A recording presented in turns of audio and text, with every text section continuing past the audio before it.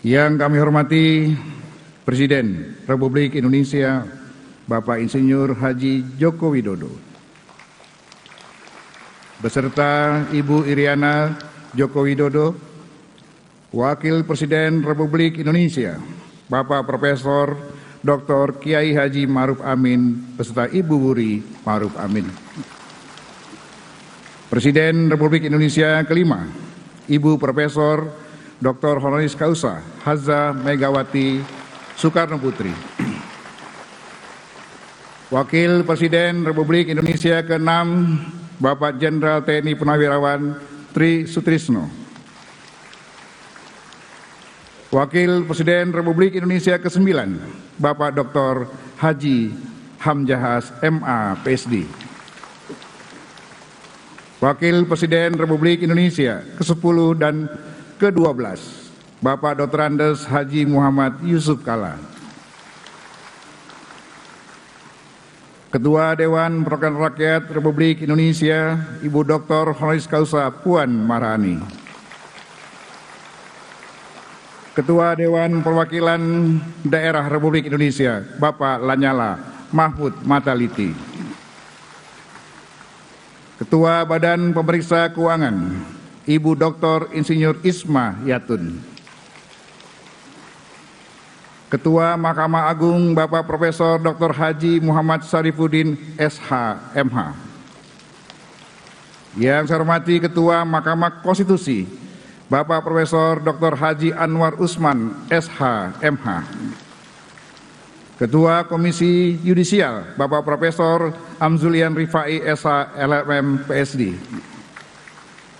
Para Wakil Ketua Majelis Permusyawaratan Rakyat, para Wakil Ketua Dewan Perwakilan Rakyat dan Dewan Perwakilan Daerah, para pimpinan lembaga-lembaga negara, para Ketua Umum Partai Politik yang kami hormati, Ketua Umum PDI Perjuangan, Ibu Profesor Dr. Honoris Causa Hajah Megawati Soekarno Putri.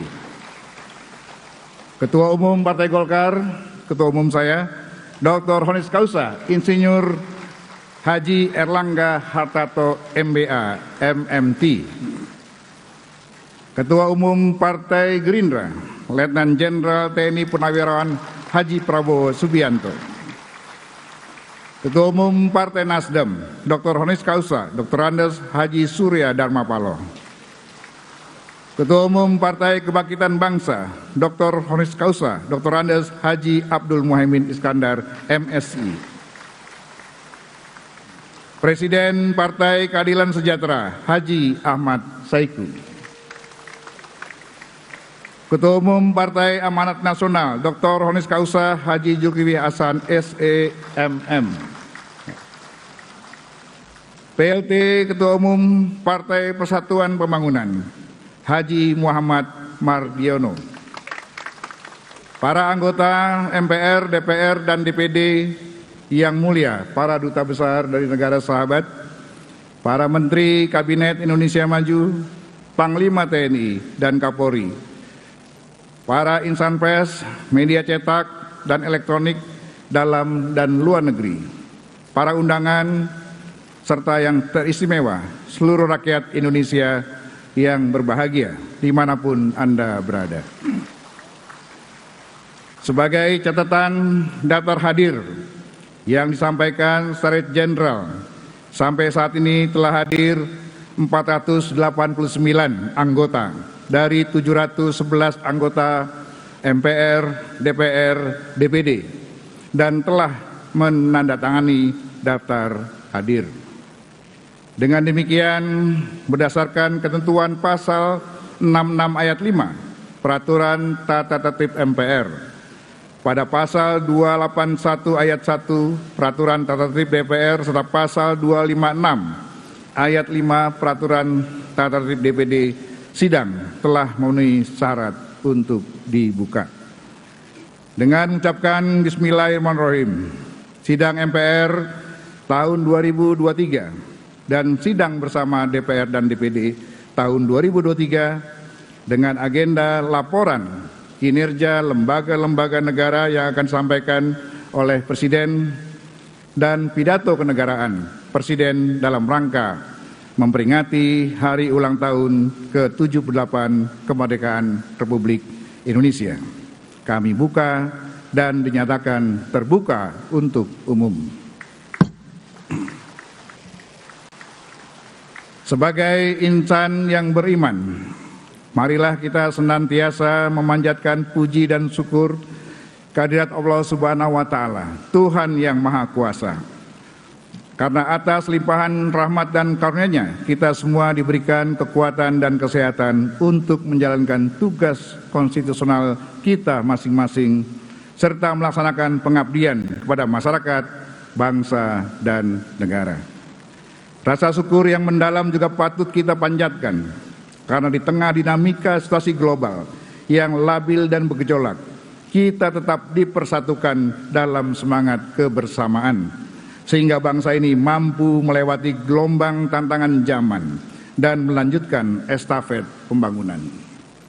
Kami selaku pimpinan dan anggota MPR, DPR, dan DPD menyampaikan terima kasih dan penghargaan yang setinggi-tingginya kepada Presiden Republik Indonesia, Bapak Insinyur Haji Joko Widodo, Wakil Presiden Republik Indonesia, Bapak Profesor Dr. Kiai Haji Ma'ruf Amin, serta seluruh pimpinan lembaga negara atas perkenannya hadir memenuhi undangan kami dalam sidang tahunan MPR dan sidang bersama DPR dan DPD. Momentum ini menjadi wujud dari semangat kita dalam bergotong royong, sekaligus arena silaturahmi bagi seluruh elemen bangsa. Sebelum saya lanjutkan, izinkan saya mengawali sidang ini dengan 2 bait pantun. Burung perkutut di atas awan, terbang tinggi hinggap di pohon beringin. Terima kasih atas kehadiran Tuan dan Puan. Walaupun koalisi masih bisa berubah-ubah. Melalui sidang tahunan MPR ini, mari kita jaga persatuan dan kesatuan.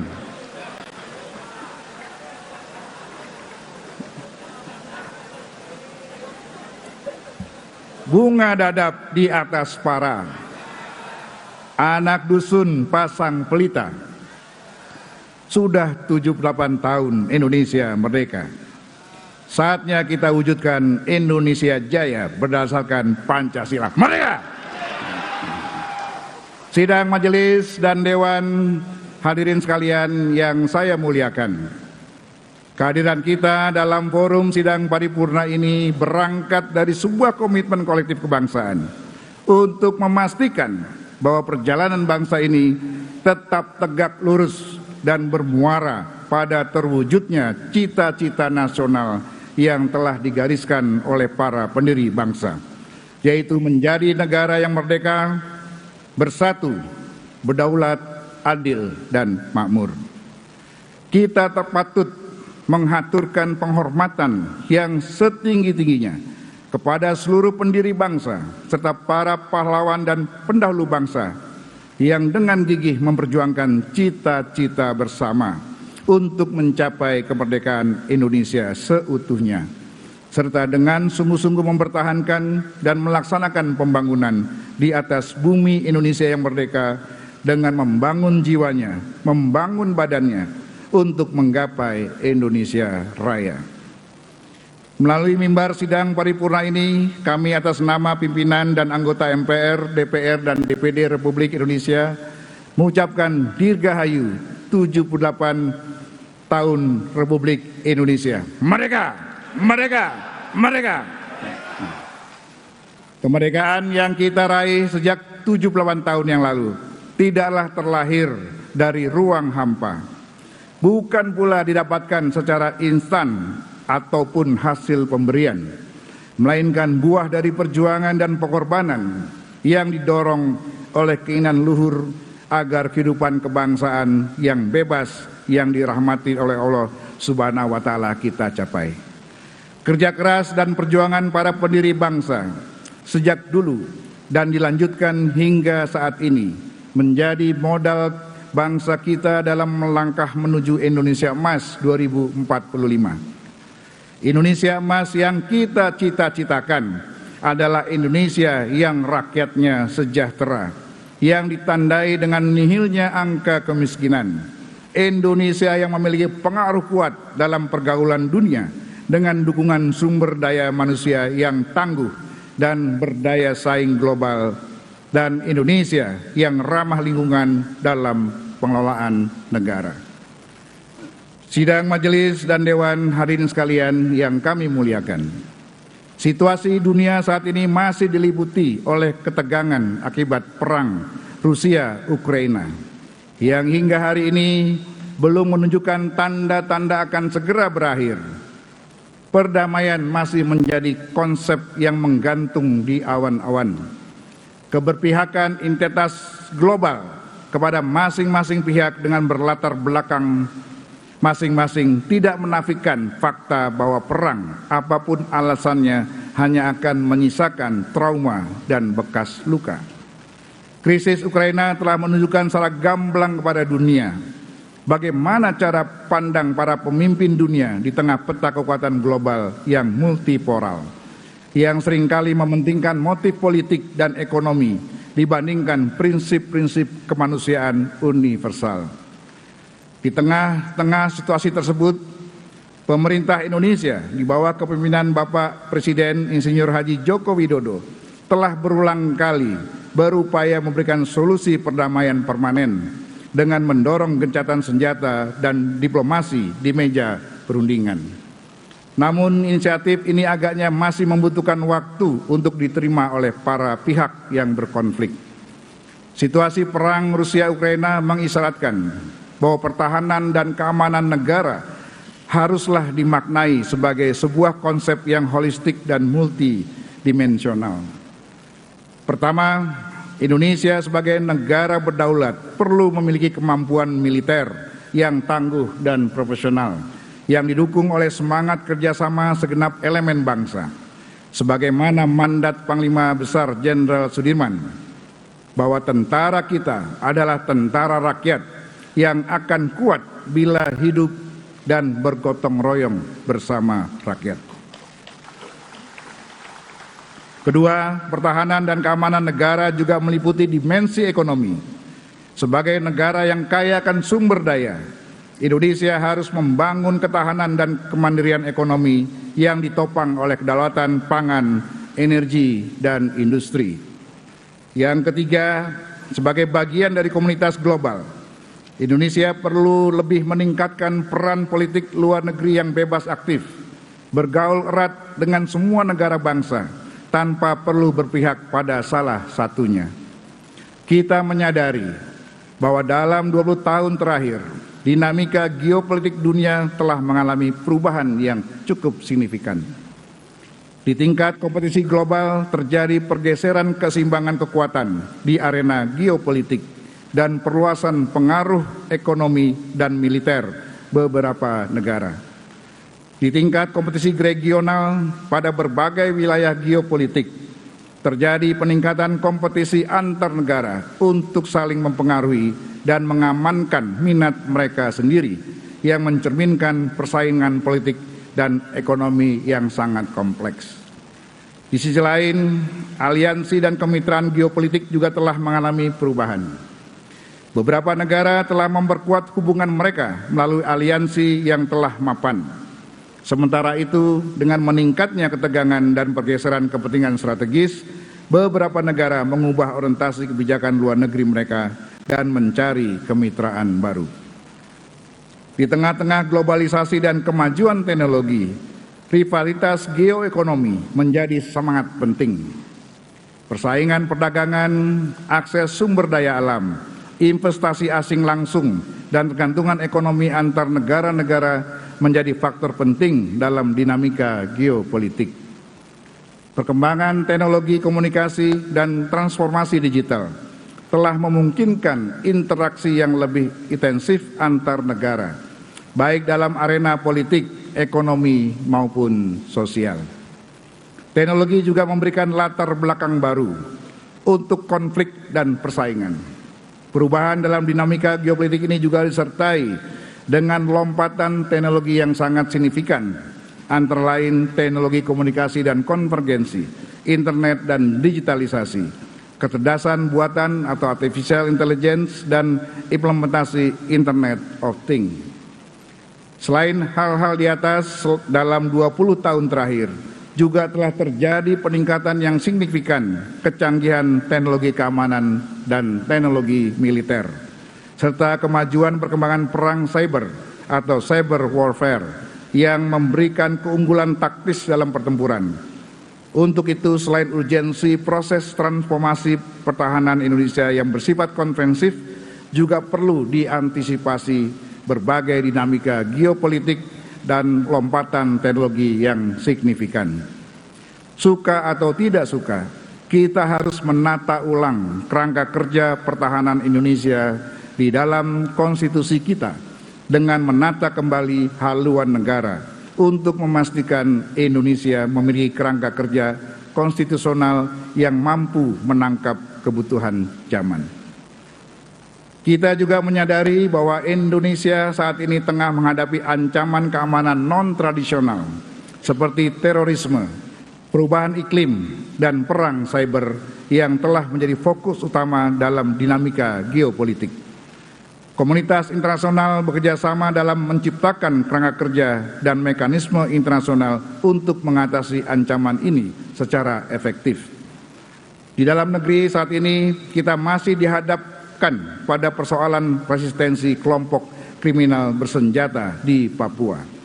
Penyelesaian persoalan KKB ini harus dilakukan secara komprehensif, selain melalui tindakan yang tegas dan terukur dari aparat keamanan kita, TNI dan Polri, namun juga dengan mengedepankan pendekatan kebudayaan dan kesejahteraan. Dan yang tak kalah pentingnya, harus diambil suatu tindakan tegas terhadap penyelewengan dana otonomi khusus atau otsus yang tidak tepat sasaran dan merugikan kepentingan rakyat Papua. Sidang majelis dan dewan hadirin sekalian yang kami muliakan, perlu disadari bersama, pembangunan nasional Indonesia saat ini masih bergantung kepada daya dukung sumber daya alam. Di awal kemerdekaan hingga tahun 90-an, sumber daya alam kita berupa minyak mentah, gas alam, dan batu bara serta hasil alam lainnya menjadi penopang utama daripada sumber devisa yang berkonsekuensi pada stabilitas moneter. Namun kekayaan alam yang luar biasa besar tersebut tak berdaya di tengah situasi global yang berubah dan melahirkan badai ekonomi besar di kawasan. Kami menyadari bahwa tidak dapat kita bergantung pada sumber daya alam mentah. Pemerintah telah bekerja keras dan meyakinkan seluruh stakeholder agar berpartisipasi aktif dalam proses hilirisasi dengan berinvestasi langsung di Indonesia untuk membangun dan mengembangkan kapasitas industri domestik sebagai penyerap sumber-sumber mineral. Sumber daya alam mentah yang ada harus dikelola sendiri oleh kita di dalam negeri, sehingga menghasilkan produk yang memiliki nilai jual lebih tinggi dan menguntungkan bagi pertumbuhan ekonomi dalam negeri. Hilirisasi industri adalah ikhtiar atau usaha untuk mewujudkan ekonomi nasional yang efisien dan berkeadilan, sebagaimana diamanatkan Pasal 33 Undang-Undang Dasar Negara Republik Indonesia tahun 1945. Diperlukan perubahan mindset pembangunan yang melekat di masing-masing stakeholder, baik di kalangan pemerintah, pelaku bisnis maupun masyarakat, agar terjadi kolaborasi multi pihak untuk menata ulang pembangunan ekonomi yang dapat menghasilkan pertumbuhan yang berkualitas serta berkelanjutan. Hal itu dapat diwujudkan dengan mempromosikan model ekonomi yang berbasis sirkularitas, atau mengupayakan efisiensi sumber daya, serta upaya pemanfaatan kembali residu yang dihasilkan dari industri untuk diolah kembali dan memberikan nilai tambah yang lebih besar serta berulang. Paradigma sirkularitas tentunya hanya dapat berjalan dengan kualitas industri nasional sudah mampu secara seksama melakukan pemrosesan material sumber daya dari hulu ke hilir, sebagaimana yang digagas pemerintahan Presiden Joko Widodo tentang hilirisasi mineral, emas, bauksit, nikel, tembaga, dan biji besi. Mineral tersebut didorong untuk proses hilirisasi yang dibarengi dengan upaya pelarangan ekspor mineral mentah. Kebijakan ini menunjukkan konsistensi pemerintah terhadap berbagai upaya untuk meningkatkan kualitas industri nasional kita. Indonesia adalah negara besar yang harus terus melangkah ke depan dan meningkatkan kemajuan dan kesejahteraan. Kita tidak boleh menjadi negara gagal dan mengalami kebangkrutan sebagaimana dialami beberapa negara yang saat ini menjadi pasien IMF. Indonesia juga tidak boleh terancam mengalami krisis perekonomian, khususnya krisis keuangan yang dikategorikan sebagai kahar fiskal. Bangsa Indonesia adalah pemilik berbagai sumber daya alam terbesar di dunia, seperti nikel, batu bara, emas, tembaga, dan gas alam. Namun demikian masih ada warga negara yang belum sepenuhnya menikmati kekayaan alam tersebut. Kita berterima kasih kepada pemerintah yang telah bekerja keras mengurangi angka kemiskinan. Upaya ini perlu terus-menerus ditingkatkan dengan memastikan penguasaan negara atas kekayaan alam dan mendorong pembangunan di daerah demi sebesar-besarnya kemakmuran rakyat.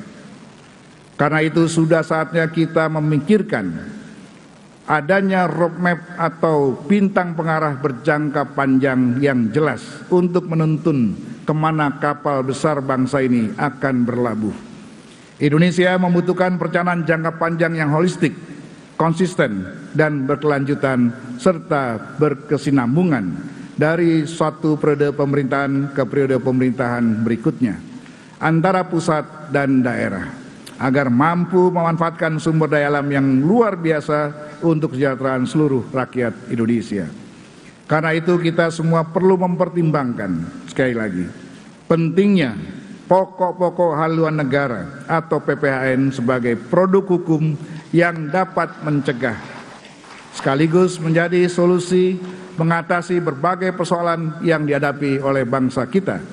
Pembahasan PPHN seyogyanya dapat dilakukan setelah pelaksanaan pemilihan umum 2024 sehingga memiliki waktu yang cukup dan legitimate yang kuat. Tantangan lain dalam perekonomian nasional juga hadir pada sektor keuangan, di mana aktivitas ekonomi saat ini telah bertransformasi secara cepat menuju digitalisasi dan integrasi.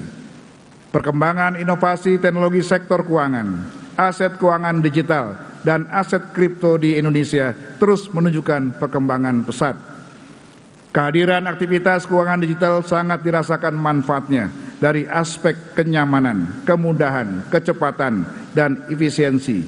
Di samping berperan strategis dalam mendorong pertumbuhan aktivitas ekonomi, menciptakan pertumbuhan nilai investasi, dan membuka kesempatan lapangan kerja baru. Di sisi lain, sektor yang relatif baru ini juga tidak terlepas dari tantangan dan potensi permasalahan. Dengan diterbitkannya Undang-Undang Nomor 4 Tahun 2023 tentang pengembangan dan penguatan sektor keuangan kiranya dapat menjadi landasan yang kuat untuk menguatkan peran Otoritas Jasa Keuangan atau OJK dalam memelihara stabilitas sistem keuangan dan melakukan pengaturan, pengawasan, serta pengembangan terhadap sektor ini. Untuk itu dalam sidang tahunan yang mulia ini, kami mengajak seluruh pihak terkait untuk bersama-sama mengembangkan industri keuangan digital kita agar dapat bertumbuh secara sehat, berkelanjutan, dan senantiasa mengutamakan perlindungan konsumen. Penguatan daya saing industri keuangan digital kita akan menjadi sumber pertumbuhan ekonomi nasional inklusif, berkelanjutan, dan berkeadilan. Sidang majelis dan dewan hadirin sekalian yang kami muliakan, di tengah-tengah kerja keras untuk menata ulang pembangunan ekonomi di segala bidang, seyogyanya juga dibarengi dengan penataan kembali demokrasi di tanah air kita. 6 bulan ke depan, tepatnya tanggal 14 Februari 2024, kita akan menunaikan mandat konstitusi untuk mewujudkan demokrasi melalui pemilihan umum, untuk memilih wakil rakyat di DPR, DPD, dan DPRD, provinsi, kabupaten, kota, sekaligus memilih presiden dan wakil presiden. Tahapan pemilu memang akan selesai dalam beberapa bulan ke depan, tetapi demokrasi tak hanya berhenti pada tahap demi tahap pemilu tersebut. Demokrasi harus berjalan sepanjang masa bersamaan dengan kehidupan kita sehari-hari. Wujud demokrasi bukan sekedar siapa yang nanti memenangkan suara rakyat, tetapi yang lebih penting dari itu adalah bagaimana mewarnai proses pengambilan kebijakan yang berpihak pada kemaslahatan rakyat. Dengan semangat tersebut, mari kita sambut pemilihan umum 2024 untuk mewujudkan demokrasi konstitusional dengan tetap menjaga persatuan dan kesatuan bangsa. Sehingga pemilu dapat menjadi arena konsultasi yang menjaring putra-putri terbaik bangsa yang akan duduk di kursi legislatif dan eksekutif, baik tingkat kabupaten, kota, provinsi maupun nasional. Lebih dari itu, kita berharap siapapun nantinya yang akan terpilih hendaknya meneruskan tongkat estafet kepembangunan nasional, konsisten untuk mengambil langkah-langkah positif dan melanjutkan apa yang telah dimulai oleh para pemimpin sebelumnya. Seiring dengan itu, sesuai dengan prinsip negara hukum, para pemimpin, penyelenggara negara, dan seluruh warga negara harus menjadikan hukum sebagai landasan dan pedoman dalam menjalankan dan menjalani kehidupan berbangsa dan bernegara. Hukum dibentuk dan dilaksanakan untuk mewujudkan keadilan, kepastian, dan kemanfaatan bagi seluruh warga negara. Karena itu, sudah selayaknya seluruh pemimpin partai politik dan juga para pemimpin dan tokoh bangsa untuk ikut mengambil tanggung jawab dalam mempersiapkan keberlanjutan kepemimpinan nasional dengan mendasarkan prinsip negara demokrasi berdasarkan hukum. Siapapun yang nantinya terpilih menjadi presiden dan wakil presiden, wajib kita dukung bersama-sama untuk menjalankan misi besar menuju Indonesia maju. Dari Aceh sampai Papua, sudah tentu berbeda sukunya. Para capres kita sudah tahu siapa, meski masih belum jelas siapa cawapresnya.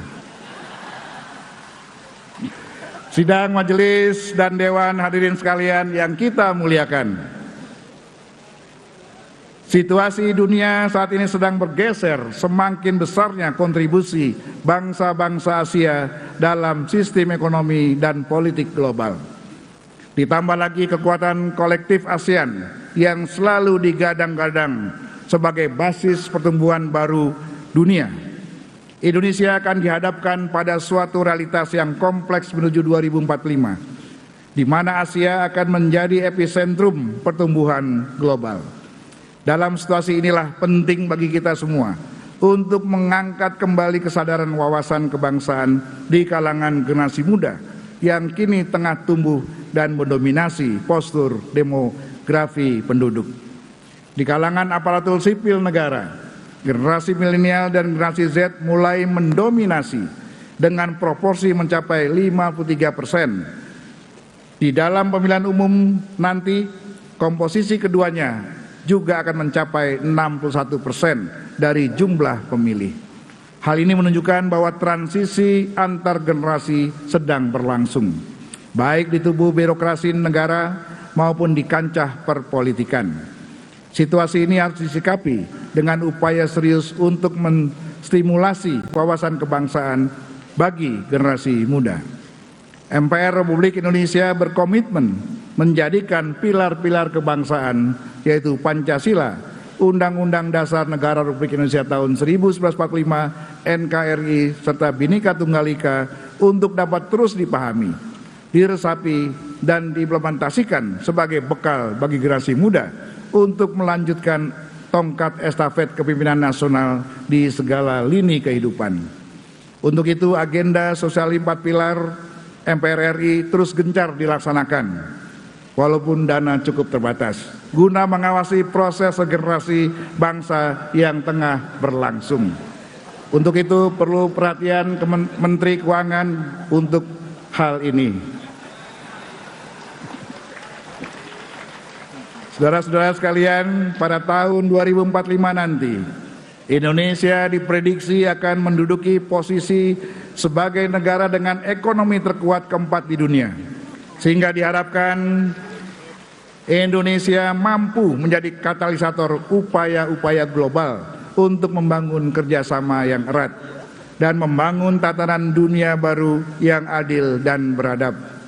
Sebagai penerjemahan dari nilai-nilai Pancasila yang telah digali oleh Bung Karno dan para pendiri bangsa dari akar tradisi bangsa Indonesia, dan nantinya akan kita persembahkan untuk peradaban dunia yang berprinsip pada 5 sila Pancasila.